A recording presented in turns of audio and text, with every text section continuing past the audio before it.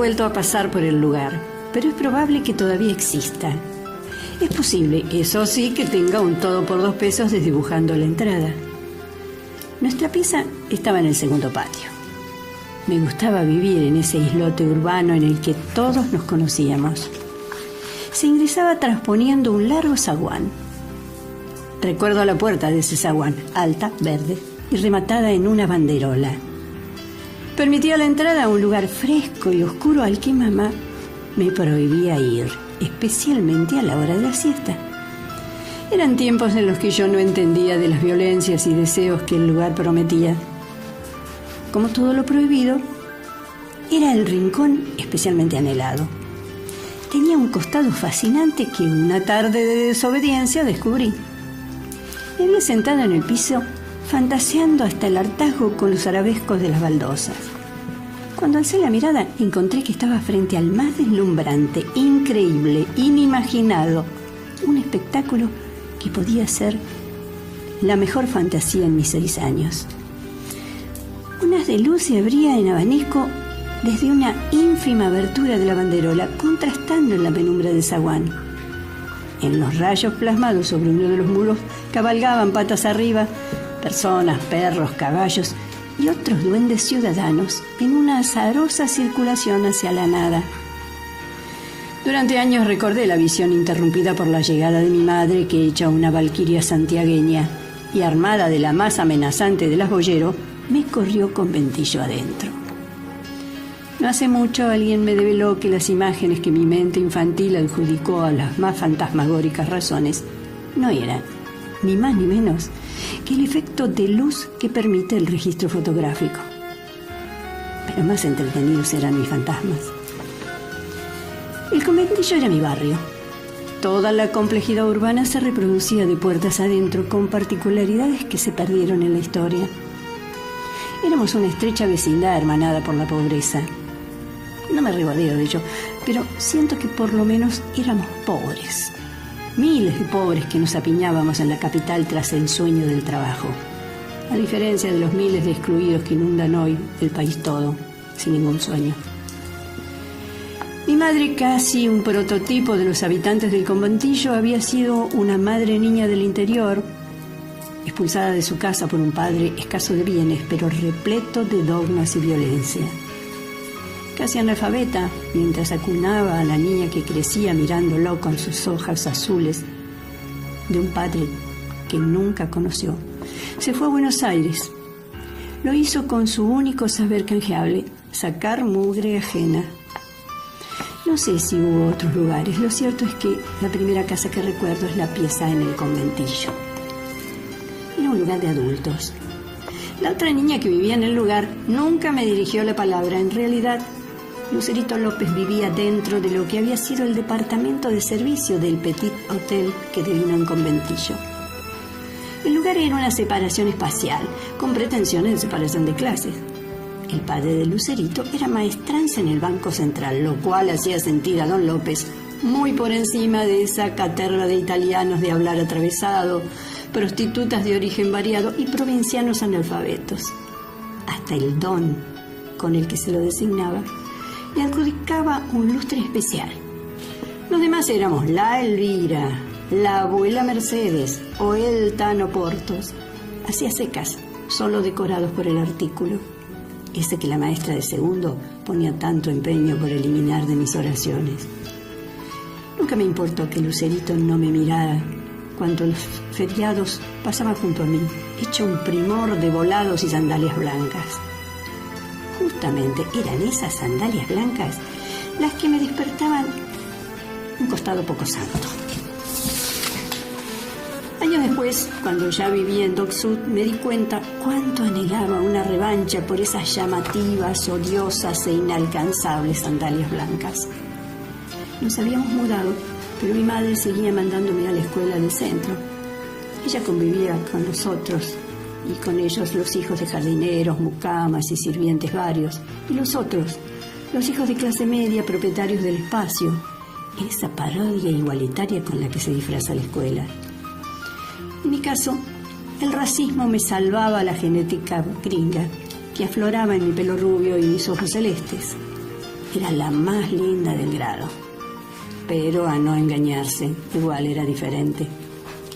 En esos tiempos no sabía de clases sociales, sin embargo, aunque era muy chica, percibía en qué lugar me ponía el guardapolvo blanco, bordado por las marcas de los ruedos alargados cada año.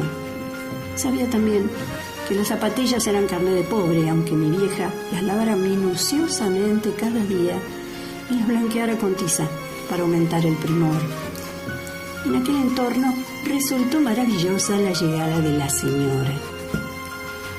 Ya adulta y militante supe que llegó y pidió justo lo que nadie en la escuela había pensado: la lista de los alumnos que no tienen zapatos. Éramos unos 30, que por primera vez, tal vez la última, nos convertíamos en los envidiados. Una porción de poder nos enredaba por un breve y glorioso tiempo con esa mujer hermosa, ejecutora de una pequeña gran venganza. El barrio entero la vio salir a la calle con su batallón de niños pobres, dar una vuelta a manzana y entrar airosa al más coqueto salón de Grimaldi en el barrio. Pocas veces en mi vida he vuelto a sentir ese derroche de entusiasmo y felicidad. Se habían conjurado las sandalias blancas. Mis primeros zapatos con una ancha suela negra y una brillante hebilla plateada. No tengo presente qué pasó con los otros 30 pibes, pero todavía recuerdo que al volver a la escuela dentro de mis guillerminas marrones, sentía que todos me miraban los pies. Me imaginaba más alta, me parecía que el caminar tenía un placer distinto. Jamás me cansaría con ellos puestos, y lo más maravilloso de todo, ya no me importaban, por insignificantes, las sandalias blancas de Lucerito López.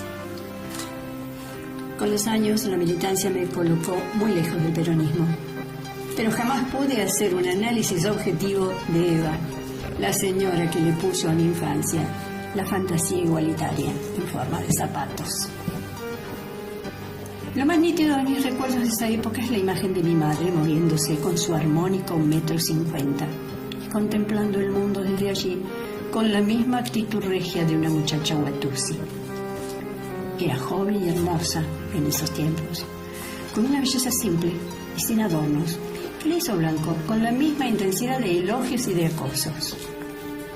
Atravesaba el conventillo sorprendiendo con una pulcritud que parecía ignorar las incomodidades del lugar. Ya entonces había armado una lengua certera y rápida que mantenía a distancia a amigos y enemigos. Lo hacía, eso sí, sin gritar, usando el mismo tono suave con el que dirigía la vida de la familia. Con el mismo modular pausado con el que dibujaba un elogio o devolvía un mimo. Su agudeza en las palabras y una voz sin aspereza será el sello que conservará hasta sus últimos días, esos en los que ya no caminaba y había decidido que era el fin. Durante algunos años mamá fue muchacha en casa de niña Sarita. Habíamos llegado tiempo antes de instalarnos en el conventillo y después de un largo periodo en el cual, con suertes diferentes, familias acomodadas habían contratado a mamá como personal de servicio con cama adentro. Era curioso cómo conseguía trabajo esta mujer sin ilustración, sin grandes soportes afectivos en la gran ciudad y que portaba, como agregado a las dificultades de su vida, una niña pequeña. En realidad las dos habíamos tejido un especial camino de seducción que se ponía en funcionamiento no bien llegábamos a una entrevista. Ella correcta, suave, discreta, hacía la oferta de sus habilidades, en tanto que yo me portaba de maravillas. Contestaba sin miedos, daba besos si era necesario y sobre todo abría mis ojos para que se vieran especialmente celestes y, ¿por qué no?, un poquito tristes. Destrezas que desarrollan los niños pobres para cobrarle peaje en la vida a los que circulan por ellas con muchos bienes. Cuando llegamos finalmente a lo de niña Sarita, comencé a profundizar mis dotes histriónicas, estimulada por la hija de la casa. La señora Julia y su sobrina Sarita vivían en una residencia céntrica, pequeña pero bellamente afrancisada.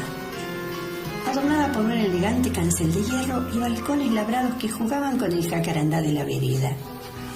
Formaban un grupo muy particular que escondía un secreto a voces. Sarita era la hija de la soltería de doña Julia. Esto permitía entender la ausencia de otras figuras familiares y de amigos.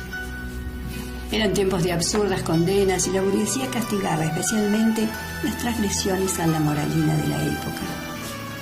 Afortunadamente la niña Sarita parecía haber salido bastante indemne de la sanción a los pecados maternos, lo que le permitía vivir con alegría y mostrarse ocurrente. En ese marco, no bien nos conocimos, me tomó bajo su protección. Nuestro mayor vínculo, nuestro más afiatado funcionamiento, se dio en la actividad de sacar ventaja de esto de ser la bella niña pobre. Con una estrategia a la que nunca le pusimos palabras, nos dedicábamos a nuestra más efectiva víctima, un elegante señor que la visitaba todos los jueves. Ese día, vestida con la más ajada y envejecida de mis ropas, tomada de su mano, bajaba a recibirlo y durante los primeros minutos desarrollaba para el visitante mi lograda actuación. Soy tan linda, lástima que no tengo nada para gratificarme. Después de ello y antes de que mi madre me sorprendiera, volví escaleras arriba, dejaba a Sarita cerrando la estrategia. A la mañana siguiente me mostraba sorprendida al enterarme que el misterioso señor había dejado para mí algún dinero para ropas y juguetes. Cuando fui adulta, supe que aquel señor no solo había derramado su generosidad ocasional sobre mí, sino que hasta su muerte garantizó una vida relativamente cómoda a Sarita y a su supuesta tía. Con los años, la pérdida de su protector obligó a Sarita a conseguir un empleo que le garantizara la subsistencia, pero no pudo sostener por mucho tiempo la bella casa donde la conocí. La perdí de vista al irnos de la casa. Sin embargo, aún hoy, evoco su sonrisa y su ternura cuando algunas calles de Buenos Aires se azulan de jacarandá. Pocas veces vi a mi madre tan orgullosa como cuando consiguió trabajo en la fábrica. Dejar de ser empleada doméstica tuvo un importante significado para la aguerrida santiagueña que peleaba con su historia, aunque nunca dejó de aludir a su pasado de sirvienta cuando quería castigar de realidad a los afortunados de otras clases. Fue con su ingreso al nuevo empleo cuando nos vinimos al conventillo y hubo que resolver qué se hacía con una niña pequeña durante las horas de trabajo en la fábrica. En el barrio eso se resolvía con la solidaridad vecinal. Abuelas de la cuadra, madrinas reales y de las otras, o simplemente la mirada de las de al lado, funcionaban como control y protección en tanto que cachetazos y platos de sopa se compartían con propios y ajenos. En tanto, vivir en la capital prometía muchas maravillas, pero resolver el trabajo y la crianza exigió decisiones temerarias, sostenidas por el optimismo del nada va a pasar. Desde ese lugar decidió mi madre, no sin antes elaborar el colchón protector. Lo hizo con palabras, unas que enseñan, pero la mayoría que amenazan. Esas amenazas, por un lado, anunciaban los más atroces catástrofes posibles de ocurrir a niñas que se atrevían a salir de la pieza en ausencia de sus padres. Por otra parte, prometían el servicio correctivo de la pequeña pero contundente mano de mamá, si al regreso del trabajo se enteraba de que, desafiante, había traspuesto la puerta que me separaba del patio. En horas de trabajo el conventillo se llenaba de silencio.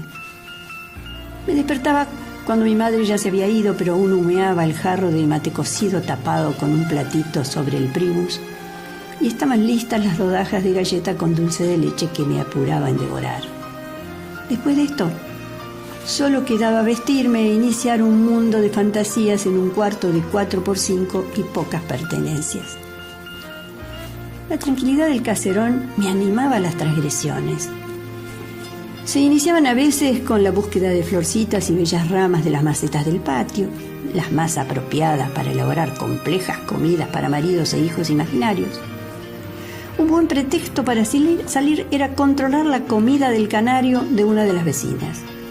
Otras veces simplemente mi tiempo transcurría fisgoneando otras piezas. Era un festín ver lo que desocultaban los postigos entreabiertos o las cortinas con pasadas glorias y presentes deshilachados.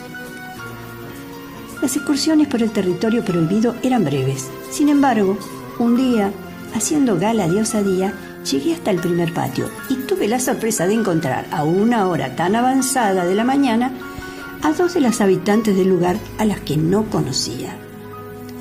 Eran dos mujeres envueltas en unas maravillosas batas largas hasta los pies, cuyas telas de colores brillantes se imponían con dibujos de pájaros increíbles, flores exóticas y abanicos que parecían danzar sobre el satén.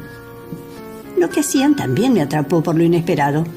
Una de ellas, con naturalidad, apoyaba una larga y desnuda pierna sobre una silla y parsimoniosamente, con la concentración que solo le había visto al joyero de la otra cuadra, se pintaba las uñas de los pies con el rojo descarado del que hablaba mi madre. La otra lavaba sus ropas en el piletón bajo la glicina y de a ratos secaba sus manos y hacía lo más curioso y atrevido que hubiera visto hacer a una mujer. Fumaba.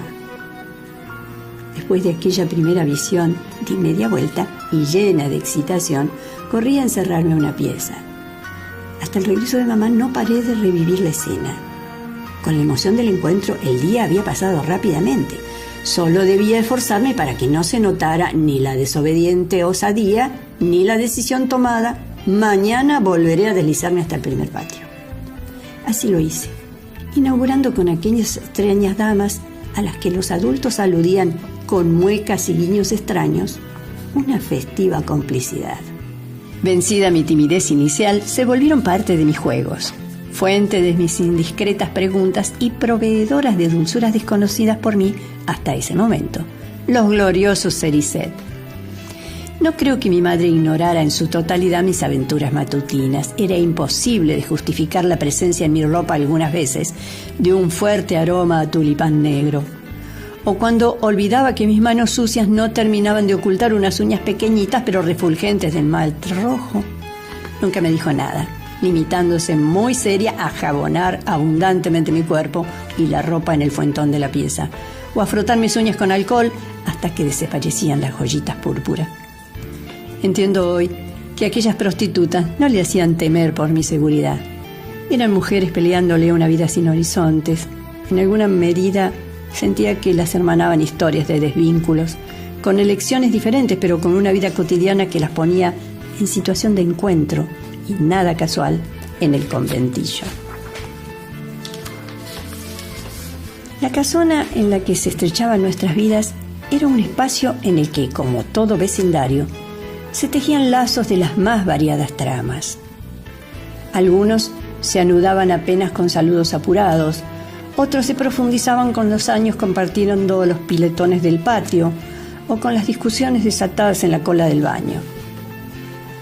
Había simpatías y antipatías más o menos profundas, pero en general circulaba un sentimiento de pertenencia cimentado en las dificultades compartidas. Tal vez por ello mamá esquivaba los chimentos a la hora de tender la ropa y guardaba sus críticas solo para entretener las visitas de la tía ñata. Me gustaba escuchar esos retazos de vida que las dos armaban y desarmaban entre mates y bizcochitos con grasa. Se contaban sin pesares historias pasadas y presentes de lo que quedaba de la familia santiagueña. Se divertían con las miserias imposibles de disimular de sus patrones y, por supuesto, hacían un infaltable recorrido por los personajes del conventillo. El que pocas veces anidaba en sus charlas era Rubén Dátola, el lustrabotas cuya pieza lindaba con la nuestra. Dátola era un hombre solitario, del que nadie sabía demasiado, a excepción de su oficio y de su profundo amor por Boca Junior, equipo cuyos triunfos lograban lo que nadie lograba, hacerlo sonreír. Una manera especial de caminar, un estilo inquisidor en la mirada, una forma ácida y certera al comunicarse con la gente, hacían imposible no reconocerlo como porteño. Cada mañana aparecía en el patio con un eterno traje negro, sopelo muy estirado de brancato, el cigarrillo como anclado en una mano y sus cajas de lustra en la otra. Su persona despertaba en mí una especial curiosidad. No sé bien si simplemente porque era un hombre solo y por ello factible de convertirse en padre, una manera especial de caminar, un estilo inquisidor en la mirada, una forma ácida y certera al comunicarse con la gente, hacían imposible no reconocerlo como porteño.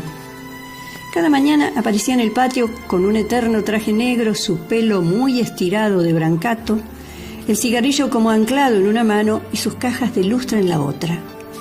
Su persona despertaba en mí una especial curiosidad. No sé bien si simplemente porque era un hombre solo y por ello factible de convertirse en padre, o porque me resultaba atrapante esa extraña parafernalia que desarrollaba algunos días en los que permitía no salir a trabajar.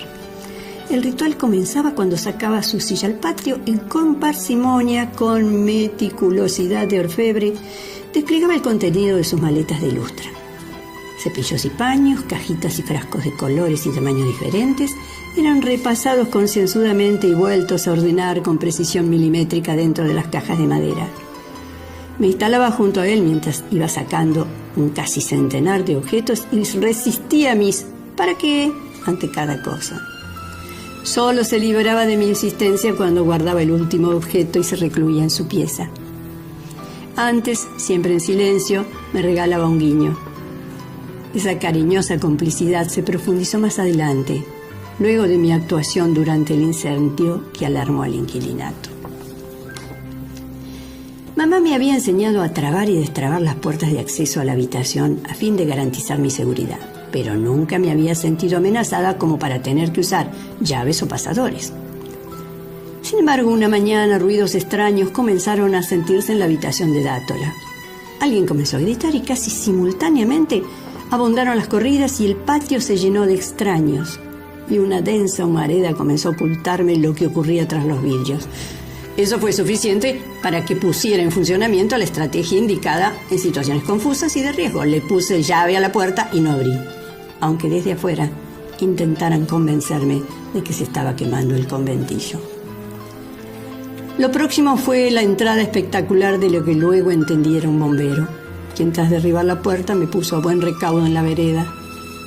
Entre orgullosa y excitada presencié la extinción del incendio, después de lo cual una multitud de conocidos y desconocidos me acompañó hasta la llegada de mi espantada madre. Demudado y por primera vez perdiendo su estilo flemático, apareció también Rubén Dátola. Sin comprobar la destrucción de sus pobres pertenencias, incontrolablemente pasaba de disculparse con mamá a revisarme como si pensara encontrar, vaya a saber, qué heridas no descubiertas. La vecindad lo sancionó durante un tiempo, amenazándolo con pedir su desalojo por poseer elementos inflamables en la pieza. Reclamo que no alcanzaba a todos, por lo que, como era de esperar, la amenaza nunca se cumplió. Por mi parte, pronto percibí en el lustra un sentimiento de culpa por haber puesto en riesgo mi vida y capitalicé el hecho en mi beneficio. Comencé por idear un itinerario que rumbo a la escuela tuviera que pasar obligatoriamente su esquina de trabajo. Me quedaba allí largo rato mirándolo trabajar hasta que, molesto y preocupado, se acercaba al kiosco, me compraba unos caramelos de leche y me mandaba con forzada severidad a clase.